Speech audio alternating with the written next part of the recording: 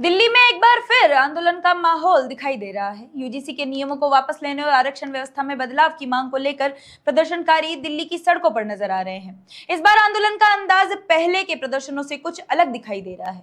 आरक्षण हटाओ आंदोलन से जुड़े प्रदर्शनकारी शांतिपूर्ण तरीके से अपनी मांगे रखते हुए नजर आ रहे हैं।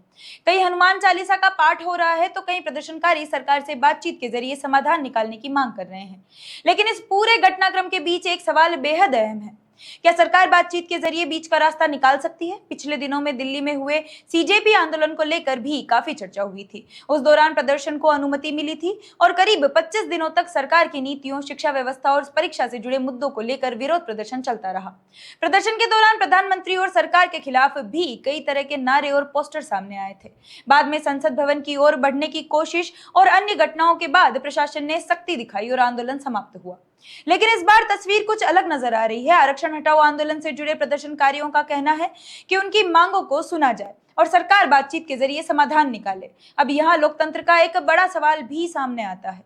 अगर छात्रों और युवाओं की मांगों को सुनना लोकतंत्र का हिस्सा है, तो अपनी मांग लेकर सड़कों पर उतरे दूसरे नागरिकों की बात सुनना भी उतना ही जरूरी है। हालांकि आरक्षण को खत्म करना या उसकी व्यवस्था में बदलाव करना कानूनी और संवैधानिक प्रक्रिया से जुड़ा विषय है, इसीलिए इसका फैसला केवल सड़क पर होने वाले प्रदर्शन से नहीं, बल्कि सरकार, संसद और संवैधानिक प्रक्रिया के जरिए ही संभव होगा। अब सबसे बड़ा सवाल यही है, क्या सरकार प्रदर्शनकारियों से बातचीत कर कोई बीच का रास्ता निकालेगी या आने वाले दिनों में दिल्ली में आंदोलन और पुलिस कार्रवाई का सिलसिला जारी रहेगा? फिलहाल निगाहें सरकार के अगले कदम और यूजीसी से जुड़े नियमों और आरक्षण के मुद्दे पर आने वाले फैसलों पर टिकी है। देखना होगा कि आने वाले दिनों में दिल्ली का यह आंदोलन किस दिशा में जाता है।